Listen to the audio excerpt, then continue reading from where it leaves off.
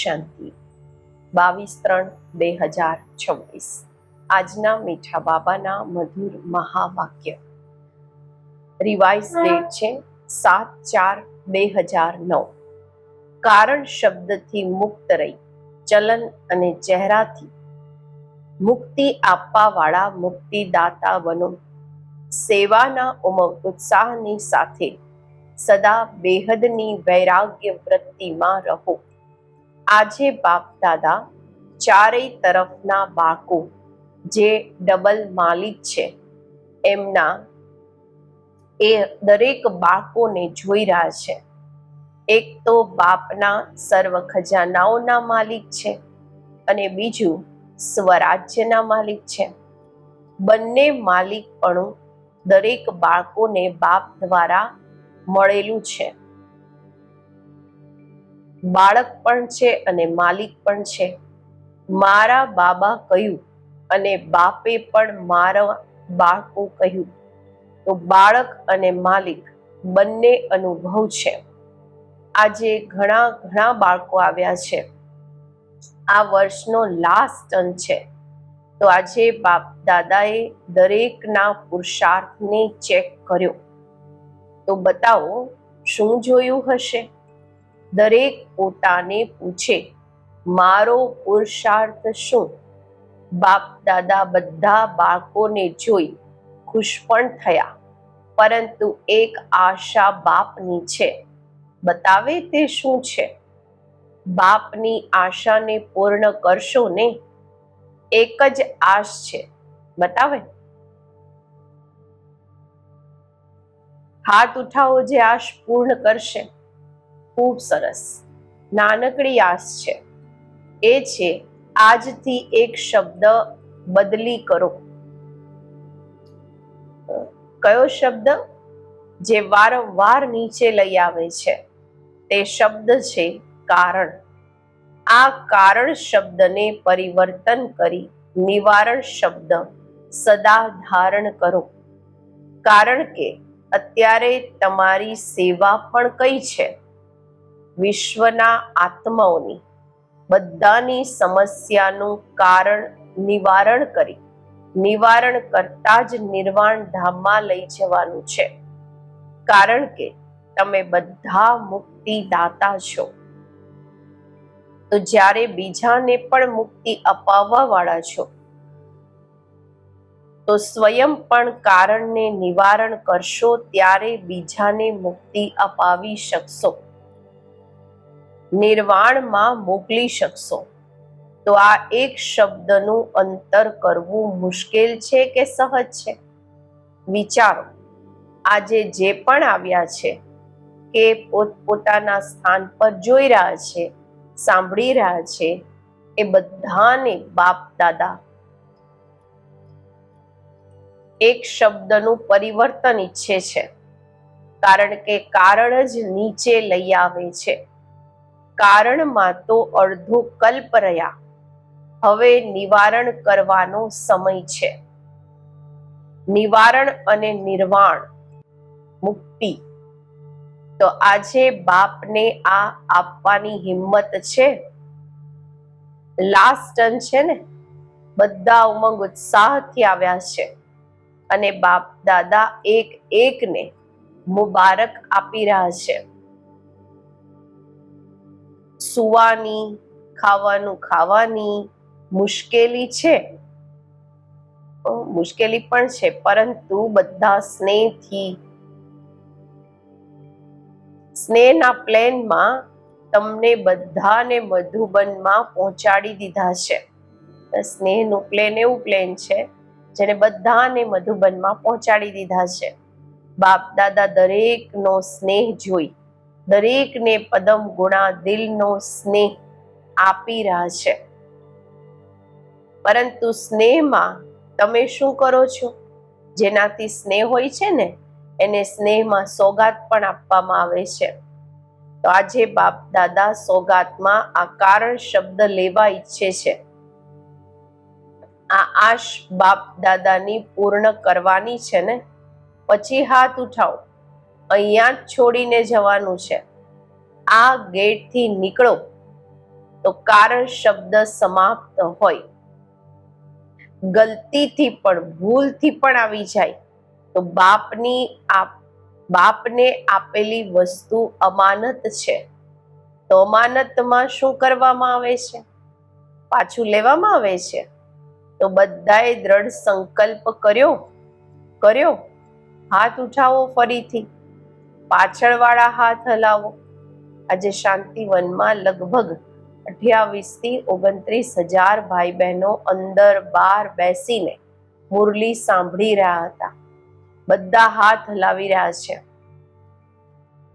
અચ્છા, ખૂબ સારું. કારણ કે હવે અત્યારે સમય પ્રમાણે તમારી પાસે ક્યુ લાગશે, લાઈન લાગશે. શેના માટે લાઈન લાગશે? હે મુક્તિદાતા, મુક્તિ આપો. તો આપવા વાળા મુક્તિદાતા પહેલા આ એક કારણ શબ્દથી મુક્ત બનશે ત્યારે તો મુક્તિ આપી શકશે.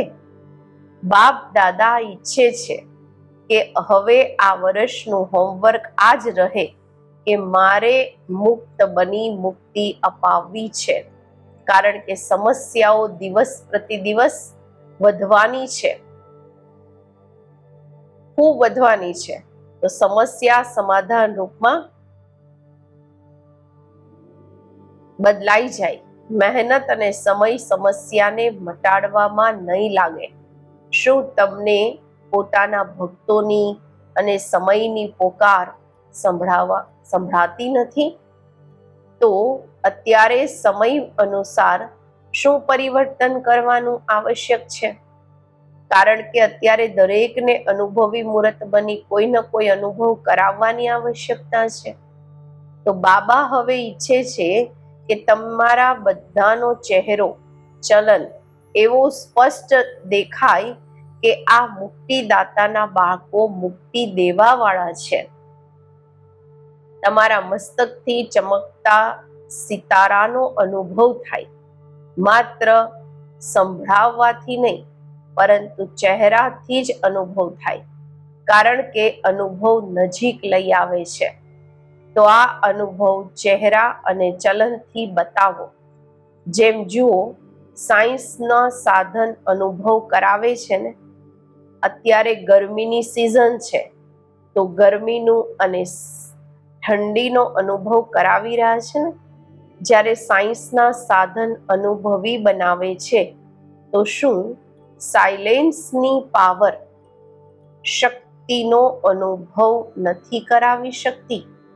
તો બાપ દાદા અત્યારે બાળકોથી આ જ ઈચ્છે છે કે અનુભવની સ્થિતિમાં સ્થિત રહી નયનોથી, મસ્તકથી કોઈ ન કોઈ શક્તિનો અનુભવ કરાવો. સાંભળેલી વાત સાંભળવાના સમયે તો સારી લાગે છે, પરંતુ પછી કોઈ સમસ્યા આવે છે તો ભૂલાઈ પણ જાય છે. પરંતુ અનુભવ જીવનભર સુધી ભૂલાતો નથી. બાપ દાદાએ કારણ જોયું, રિઝલ્ટ પણ જોયું. એક રિઝલ્ટ જોઈને ખૂબ ખૂબ મુબારક આપી. કઈ રિઝલ્ટ, કયું પરિણામ? આજ સુધી સેવાનો ઉમંગ, ઉત્સાહ સારો છે. તો બાપ દાદા મુબારક પણ આપે છે. સેવા વધારે પણ છે અને પ્લાન પણ ખૂબ સારા બનાવે છે. રિઝલ્ટ પણ યથાશક્તિ મળે છે. પરંતુ એક વાત અનુભવ કરાવવાના માટે પોતાનામાં અટેન્શન આપવું પડશે. જેમ સેવા તમારી અત્યારે પ્રસિદ્ધ થતી જાય છે, ખુશ પણ થતા રહે છે અને આજકાલ ઇન્ટરેસ્ટ પણ વધતો જાય છે. હવે બાકી અનુભવ કરાવવાની વિધિ શું છે? તે છે ઉમંગ ઉત્સાહ સહિત. જેટલો ઉમંગ ઉત્સાહ એટલું જ સમય પ્રમાણે હવે બેહદની વૈરાગ્ય વૃત્તિ પણ જોઈએ. પુરુષાર્થમાં કોઈ સમસ્યારૂપ બને છે તો એનું કારણ છે બેહદની વૈરાગ્ય વૃત્તિમાં કમી છે. હવે બેહદનો વૈરાગ જોઈએ. બેહદનો વૈરાગ સદાકાળ ચાલે છે. જો સમય પર થાય છે તો સમય નંબર 1 થઈ જાય છે અને તમે નંબર 2 માં થઈ જાઓ છો. સમયે તમને વૈરાગ અપાવ્યો. બેહદનો વૈરાગ સદાકાળ હોય છે. એક તરફ ઉમંગ ઉત્સાહ, ખુશી અને બીજી તરફ બેહદનો વૈરાગ. બેહદનો વૈરાગ સદા ન રહેવાનું કારણ બાપ દાદાએ જોયું કે કારણ છે દેહ અભિમાન. દેહ શબ્દ બધી વાતોમાં આવે છે. જેમ દેહના સંબંધ, દેહના પદાર્થ, દેહના સંસ્કાર, દેહ શબ્દ બધામાં આવે છે.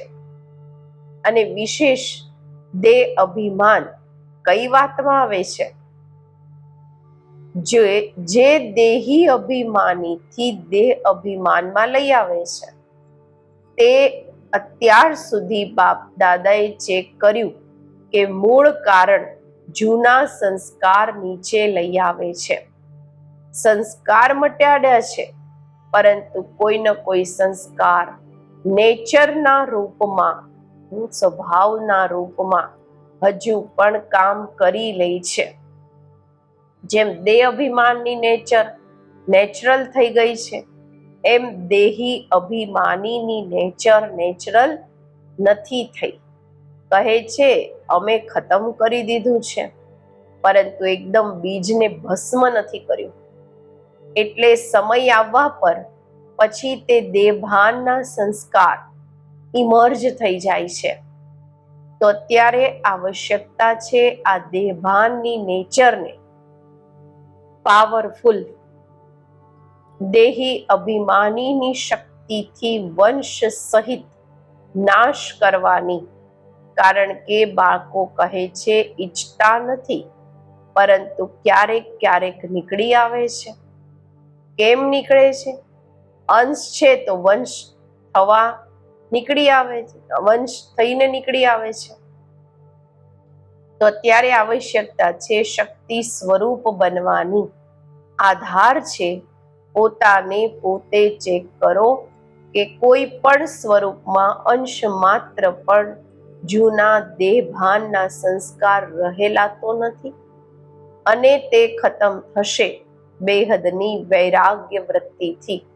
સર્વિસ જોઈ સાંભળી બાપ દાદા ખુશ છે, પરંતુ હવે બાપની આ ઈચ્છા છે કે જેમ સર્વિસની પલક ઝલક અત્યારે લોકોને જોવામાં આવે છે, અનુભવ થાય છે સેવાનો, એવી બેહદની વૈરાગ્ય વૃત્તિનો પ્રભાવ થાય. કારણ કે આજકાલ સેવા દ્વારા તમારી પ્રશંસા વધશે, તમારી પ્રકૃતિ દાસી થશે, અનુભવ કરશો, સાધન વધશે. પરંતુ બેહદની વૈરાગ્ય વૃત્તિથી સાધન અને સાધનાનું બેલેન્સ રહેશે. જેમ તમે લોકો પ્રવૃત્તિમાં રહેવા વાળાઓને દ્રષ્ટાંત આપો છો કે બધું કરતા કર્મયોગી કમળ પુષ્પ સમાન થઈને રહો, એમ તમને બધાને પણ સેવા કરતા સાધન મળતા સાધન અને સાધનાનું બેલેન્સ રહેશે. તો આજકાલ એડિશન સેવાની સાથે બેહદની વૈરાગ્ય વૃત્તિ પણ આવશ્યક છે. ચાલતા ફરતા પણ અનુભવ કરે કે આ વિશેષ આત્માઓ છે. માત્ર યોગમાં બેસવાના ટાઈમે નહીં, ભાષણ કરવાના ટાઈમે નહીં, પરંતુ ચાલતા ફરતા પણ તમારા મસ્તકથી શાંતિ, શક્તિ, ખુશીની અનુભૂતિ થાય. કારણ કે સમય પ્રતિ સમય હવે સમય બદલતો જશે. તો બાપ દાદાએ સમય પ્રતિ સમય ઈશારો તો આપી દીધો છે, પરંતુ આજે વિશેષ બાપ દાદા એક તો બેહદના વૈરાગ તરફ ઈશારો આપી રહ્યા છે.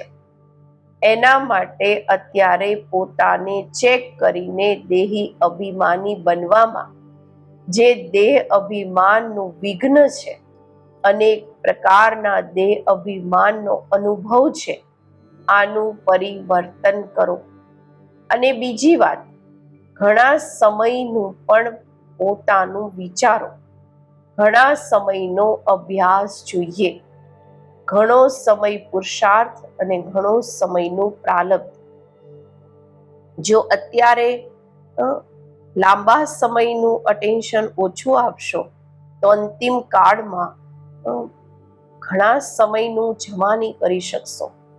ટુ લેટનું બોર્ડ લાગી જશે. એટલે બાપ દાદા આજે બીજા વર્ષના માટે હોમવર્ક આપી રહ્યા છે. આ દેહ અભિમાન બધી સમસ્યાઓનું કારણ બને છે. અને પછી બાળકો રમણીક છે ને, તો બાપને પણ દિલાસો અપાવે છે કે સમય પર અમે ઠીક થઈ જઈશું. બાપ દાદા કહે છે કે શું સમય તમારો ટીચર છે? સમય પર ઠીક થઈ જશો તો તમારો ટીચર કોણ થયું? તમારી ક્રિએશન સમય તમારો ટીચર થાય એ સારું લાગશે? એ તમારી રચના છે અને એ તમારો ટીચર બને, બાબા કહે છે સારું લાગશે? એટલે સમયને તમારે નજીક લાવવાનો છે. તમે સમયને નજીક લાવવા વાળા છો, સમય પર રહેવા વાળા નથી. સમયને ટીચર નહીં બનાવો. તો બાપ દાદા આજે આ વારંવાર ઈશારો આપી રહ્યા છે કે સ્વયંને ચેક કરો, વારંવાર ચેક કરો અને પરિવર્તન કરો. ઘણા સમયનું પરિવર્તન ઘણા સમયના પ્રારબ્ધના અધિકારી બનાવે છે. તો કોઈ બાળક ચાહે અત્યાર સુધી ઢીલા પુરુષાર્થી હોય, પરંતુ લાસ્ટ નંબર વાળા બાળકોથી પણ બાપનો સ્નેહ છે. સ્નેહ છે ત્યારે તો બાપના બન્યા છીએ, બાપને ઓળખ્યા છે. મારા બાબા તો કહે છે એટલે સમય પર નહીં છોડો. સમય આવશે નહીં, આપણે સંપૂર્ણતાનો સમય સમીપ લાવવાનો છે. બાપ દાદાના વિશ્વ પરિવર્તનના કાર્યના તમે બધા સાથી છો. એકલા બાપ કાર્ય નથી કરી શકતા, બાળકોનો સાથ છે. બાપ તો કહે છે પહેલા બાળકો, આગળ બાળકો. તો અત્યારે જો બીજા વર્ષમાં આવવાનું જ છે તો આ હોમવર્ક કરીને રાખશો. કરશો? હા, હાથ ઉઠાવો. અચ્છા, પાછળવાળા પણ ઉઠાવી રહ્યા છે. જુઓ, આજે સંખ્યા વધી ગઈ છે તો બાપ દાદાને બાળકીએ ઈશારો કર્યો કે ચક્કર લગાવીને જોઈને આવો, ક્યાં ક્યાં સૂતેલા છે, કેવી લાઈનમાં ખાય છે.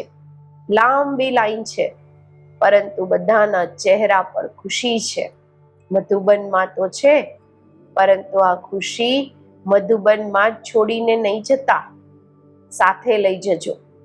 બાપ દાદાએ વતનમાં બેસીને તમને તમારા બધાના સોવાનું, ખાવાનું, લાઈનનું દ્રશ્ય જોયું, નજારો જોયો. બાપ દાદાને એવો સંકલ્પ હતો કે અત્યારે હમણાં રજાઈઓની, ગાદલાઓની વરસાદ પડી જાય, પરંતુ આ પણ મોજોનો મેળો છે. અને સારી રીતે બાપ દાદાએ જોયો, જ્યાં પણ મળ્યું, જેવું પણ મળ્યું, બધા મેજોરિટી સારી રીતે પાસ છે. તાળી વગાડો, પરંતુ આ હોમવર્ક ભૂલતા નહીં. આમાં તાળી નથી વગાડતા. બાપ દાદા અને વિશેષ બ્રહ્મા બાપ હંમેશા બાળકોને મધુબનનો શૃંગાર કહે છે. તો તમે બધા મધુબનમાં આવ્યા. બાપ દાદા પણ સાકાર રૂપથી આટલા પરિવારને જોઈને ખુશ છે. સહન કરવું પડે છે, પરંતુ આ સહન સદાના માટે સહન શક્તિ વધારશે. બધા ખુશ છો ને? તકલીફ તો નથી થઈ? અને જુઓ, આટલા પરિવારમાં પાણી છતાં પણ મળી રહ્યું છે. બધાએ પાણી યુઝ કર્યું ને? થોડું ઓછું છે તો ધ્યાન રાખવું પડશે, પરંતુ આજકાલ ગામમાં પાણી પીવાનું પણ નથી મળતું. અહીંયા તો તમને કપડાં ધોવાનું પણ પાણી મળ્યું, અને આટલો પરિવાર જોઈને ખુશી પણ થાય છે. આખા કલ્પમાં બાપ દાદાને આ ચિંતા છે, નશો પણ છે કે આટલો મોટો પરિવાર કોઈનો નથી. અચ્છા, આજે બાપ દાદા ટીચર્સને એક વિશેષ સેવા યાદ અપાવે છે, જે હોમવર્ક કરવાનું. ટીચર્સના માટે હોમવર્ક છે કે સદા ટીચર પોતાને બાપ દાદાના સાચા સાથી, સમીપના સાથી, પોતાના દ્વારા બાપને પ્રત્યક્ષ કરવા વાળી. કોઈ પણ તમને જુએ તો આમને બનાવવા વાળા કોણ? આમના પણ બાપ, ટીચર, સતગુરુ કોણ? તમને ન જુએ, બાપને જુએ. આ સ્વમાનમાં આ 6-7 મહિના જે મળ્યા છે, આ હોમવર્ક કરજો. પછી બાપ દાદા પૂછશે કે દરેકે કેટલા પર્સેન્ટેજમાં કર્યું. વધારે સમાચાર નહીં પૂછશે, કેટલા ટકા આ હોમવર્ક કર્યું. તમે ન દેખાવ, બાપ દેખાય. આમાં બધી ધારણા આવી જાય છે. મધુબન વાળાઓને પણ બાપ દાદા યાદ પ્યાર તો આપી જ રહ્યા છે,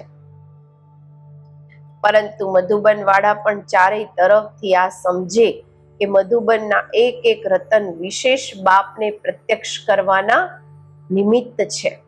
તો આખો બધો સમય મધુબન વાળા એવી મનસા સેવા, કર્મણા સેવા અને બધાને બાપ સમાન બનાવવાનું એક્ઝામ્પલ બનીને બતાવે, ઉદાહરણ બનીને બતાવે.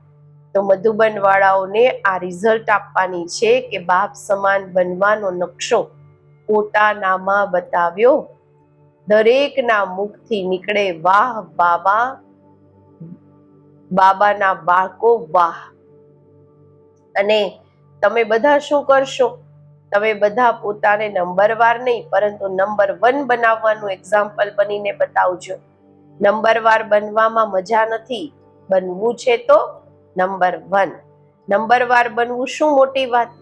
તો બધા વિન અને 1 આ રિઝલ્ટ સંભળાવજો.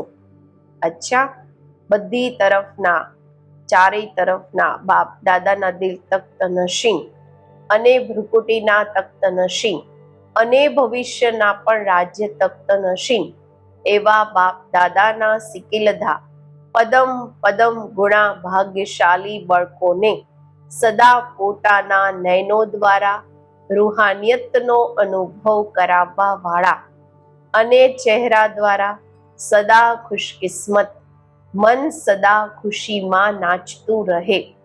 કોઈ પણ સામે આવે, અનુભવ કરે કે આમના જેવી ખુશી ક્યાંય પણ નથી, અને પાઠ શીખીને જાય.